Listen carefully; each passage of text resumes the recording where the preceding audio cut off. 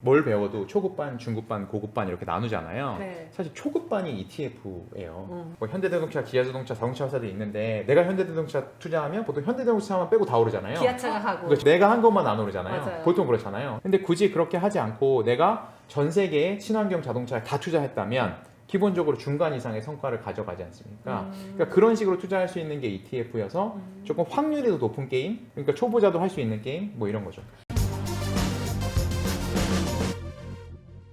저는 최근에 삼성자산운용에서 근무를 마치고 현재 홍콩 상장되어 있는 프리미아 파트너스 ETF라는 회사에서 근무하고 있는 김찬영이라고 합니다. 반갑습니다. 네. 반갑습니다.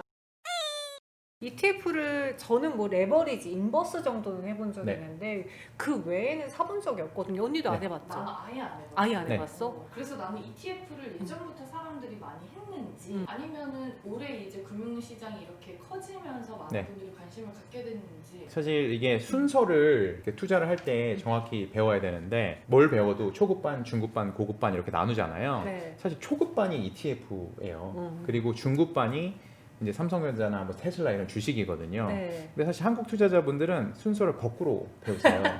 일단 네. 뭐야 테슬라야, 뭐 알리바바야, 뭐 알리바바가 뭐야, 뭐 이렇게 해서 주식 종목 먼저 접근을 하시는데 네. 굉장히 위험한 순서다 말씀드리고 싶고, 투자를 접하실 때는 가장 쉬운 ETF 먼저 하시고 그 다음에 이제 개별 주식 골라서 투자하시는 방식으로 가는 게 좋다 생각이 되고요. ETF는 한국에는 2002년에 월드컵 했던, 네. 요즘은 월드컵을 모르는 어린 친구들도 많더라고요. 근데 저희는 다 알아요. 네. 아, 아시나요? 네. 알죠. 네, 2002년 월드컵 있던 해에 이제 한국의 ETF가 처음 시작이 됐어요. 올해가 18번째 해.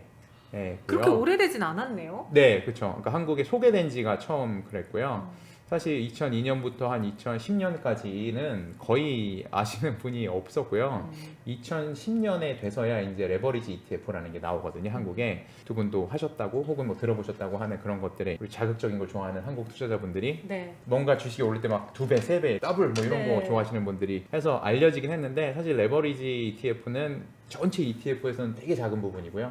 그리고 뭐 정말 좀 전문가라고 하실 수 있는 분이 접근할 수 있는 부분이고, 개인 투자자가 막 접근하기에는 솔직히 좀 위험한 부분이 있습니다. 여기서 잠깐 ETF를 아예 모르시는 분들도 있을 테니까 네. ETF가 무엇인지 좀 설명해 네. 주세요. ETF는 이제 펀드를 상장시켜 놓은 거예요. 그러니까 다시 말씀드리면 우리 보통 이제 펀드는 더 안 좋은 기업들이 되게 많으세요. 맞아요. 뭐 부모님이 펀드했다가 뭐 몇 천만 원을 차이나. 잃었다, 뭐 그걸 뭐 아들한테 물려줄 펀드가 있다, 결국 손해봐서. 그러니까 다 펀드는 안 좋은 기업이거든요. 네. 그러니까 펀드가 조금 진화된 개념이 ETF입니다.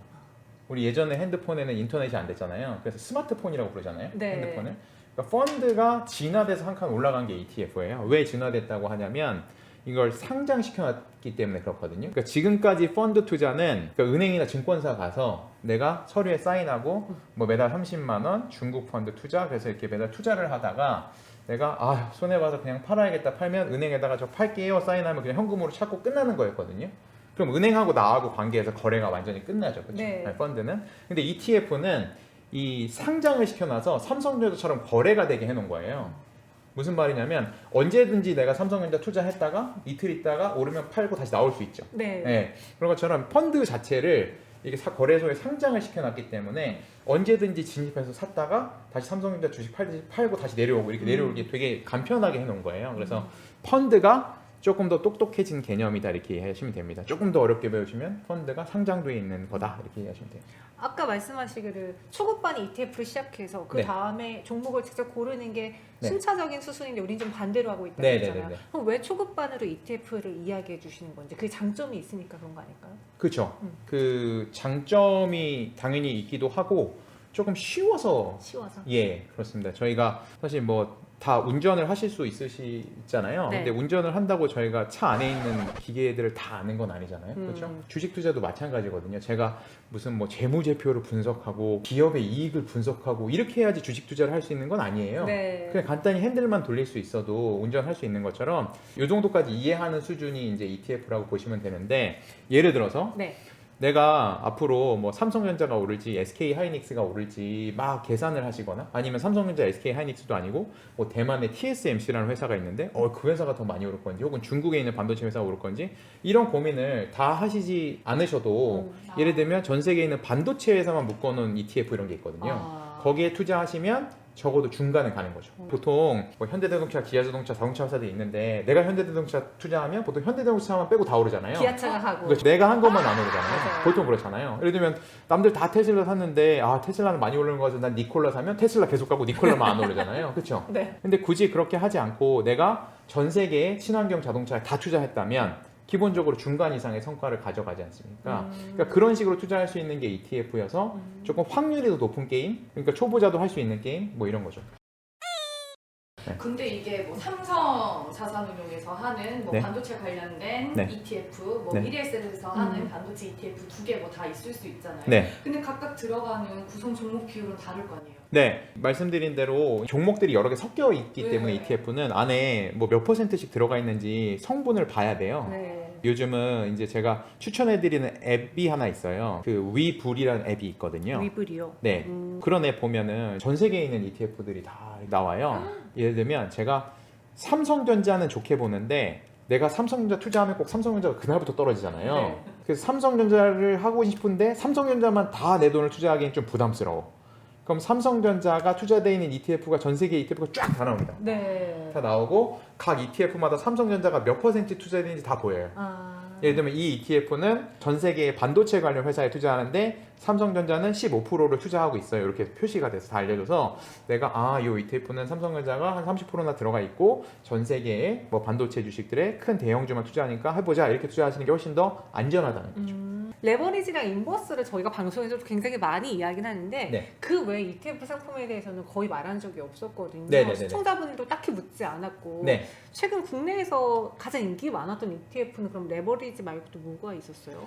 올해 이제 국내에서 인기 많았던 ETF는 뭐 2차 전지 ETF 전지. 예를 들어서 LG화학이나 삼성 SDI 같이 이제 테슬라라는 전기 자동차에 뭐 배터리를 납품하기도 하고 네. 앞으로 긴 추세적으로 이제 더 이상 내연기관 휘발유 넣는 자동차들이 거의 없어지고 전기차가 될 텐데 그러면 앞으로 이 배터리를 만드는 독점할 수 있는 기술력을 가진 회사들의 주식은 계속 올라가지 않을까. 그래서 단기적으로 뭐 매월 적립식으로 그 ETF 사 모으시는 분들도 많고 그냥 뭐 단기적으로라도 지금 올해 반짝 테슬라가 오를 때 같이 오를까 이렇게 투자하신 분들도 있고 그러니까 요즘은 레버리지처럼 뭐 2배 네. 혹은 막 인버스라고 해서 거꾸로 수익이 나는 이런 거는 조금 인기가 없어졌어요? 다소 좀 시들었어요. 왜냐하면 상당히 투자자분들이 피로해지셨거든요. 이 오르고 내리는 걸 맞추는 거에 대해서 피로감을 느끼시는 것 같아요. 그럴 수 투자자분들이. 있겠네요. 네, 네. 왜냐하면 계속 틀리니까. 이만큼이면 나는 이제 떨어질 것 같은데 또 다시 오르고요. 그렇죠? 다시 떨어질 것 같다 그러면 또 오르고 맞아요. 반대로 또 되니까 피로감을 느끼셔서 이렇게 하는 일은 그냥 꾸준히 사 모으는 게 낫겠다. 그래서 2차 전지 같이 좀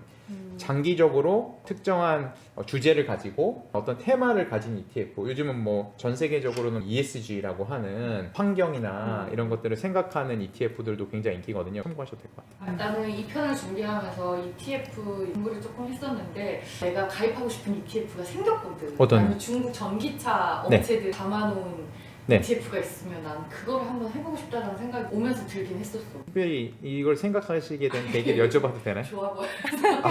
어떻게 생각하세요? 아니 그 답변을 직접적으로 드리기 전에 네. 저는 내년에 일단 중국을 포함한 신흥국 시장이라고 하는데 미국이나 유럽은 선진국 시장이라고 하고 신흥국 시장의 주식 시장이 충분히 매력이 있다라고 생각을 하거든요. 최근에 달러가 엄청나게 가격이 떨어져서 맞아요. 네. 뉴스가에 계속 많이 이제 회자가 되잖아요. 뭐 1,000원 밑을 예상하시는 분들도 많으시고 네. 그럼 점점 더 달러의 가치는 떨어지고 있다는 뜻이거든요. 근데 사실 달러의 강세 약세가 큰 주기가 있어요. 보통 90년대, 90년에서 2000년 정도까지는 굉장히 달러가 이제 강세에 가는 구간이었고요.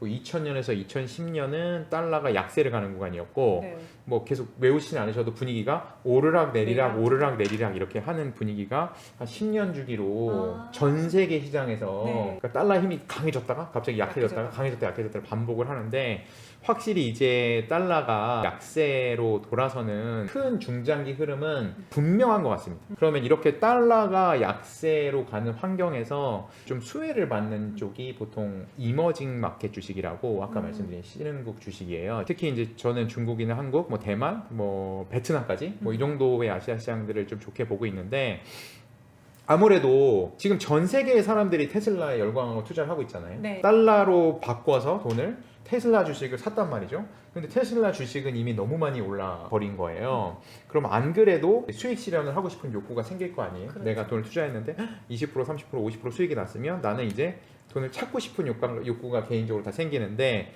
막 이걸 팔까 말까 하는 찰나에 달러가 계속 떨어진다고 하면 내가 테슬라 주식을 갖고 있는 그 달러가 계속 가치가 떨어지니까 아무래도 전 세계적으로 봤을 때 달러에 대한 수요는 점점 줄어들 거예요.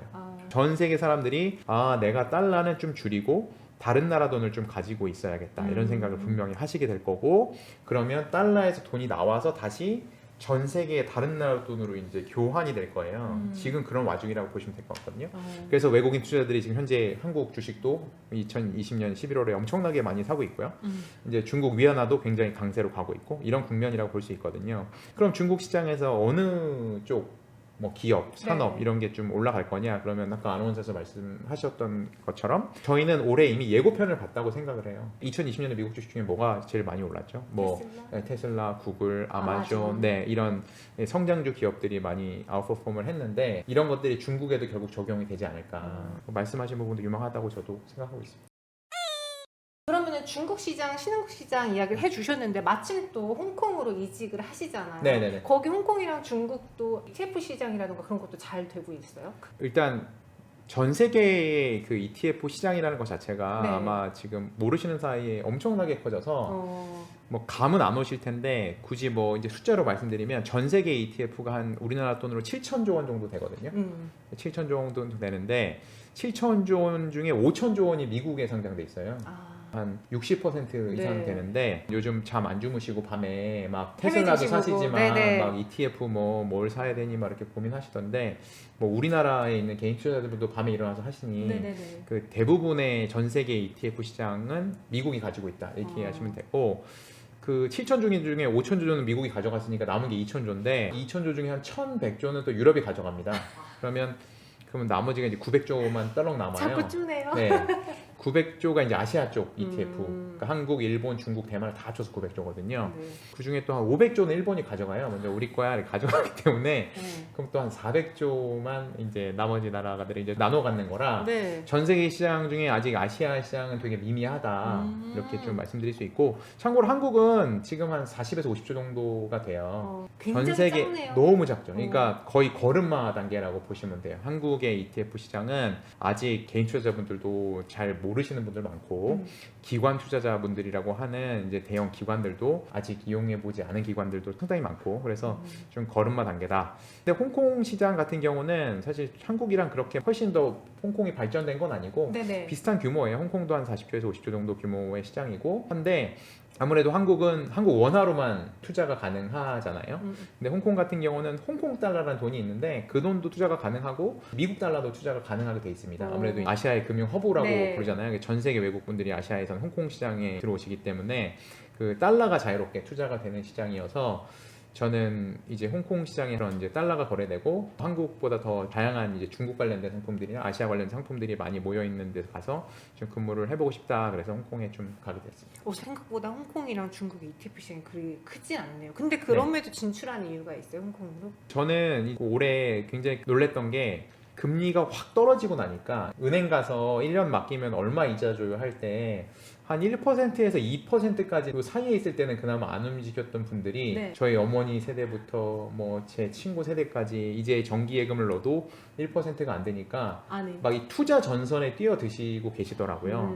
그냥 내가 은행에 놔두기는 내가 뭔가 죄를 짓는 것 같고 돈에다가 기회비용이 확 네. 날아간 듯한 네. 네. 그래서 내가 뭔가를 해야 된다는 부담감? 네. 이런 거 느끼시는데 사실 제대로 된 뭐 교육이나 제대로 된 투자 상품이나 이런 것들이 많이 부재함을 느꼈어요. 왜냐하면 더군다나 최근에 무슨 사모펀드나 이런 것들 때문에 이제 뉴스가 은행 가서 증권 가서 이렇게 뭐 사인하라 그러면 괜히 불안하고 내 돈도 날아가는 거 아닐까. 그래서 아무것도 못 믿겠다 그래서 네네. 진짜 총 한 자루 쥐고 네. 막 테슬라를 사러 막 가시는 거잖아요. 내가 쏘는 건지 내가 맞는 건지도 모르고 그냥 막 총을 전쟁을 하시고 계시기 때문에 네네. 제가 아무래도 그래도 ETF를 좀 전문으로 하는 사람으로서 조금 더 안정적이면서도 일반 투자자분들도 들어가셔서 큰 피해가 없으시게 좀 안전하게 투자할 만한 대안 상품들이 아마 홍콩에 더 많을 것 같은데 제가 가서 발굴해서 좀 소개하고 싶다 이런 의미에서 좀 진출을 하게 됐습니다. 그럼 나중에 다시 또 한국으로 올 수 있어요? 그럼요. 당연히 제가 다시 못 돌아오길 내년에 ETF 키워드를 또 여쭤보고 싶은데 네.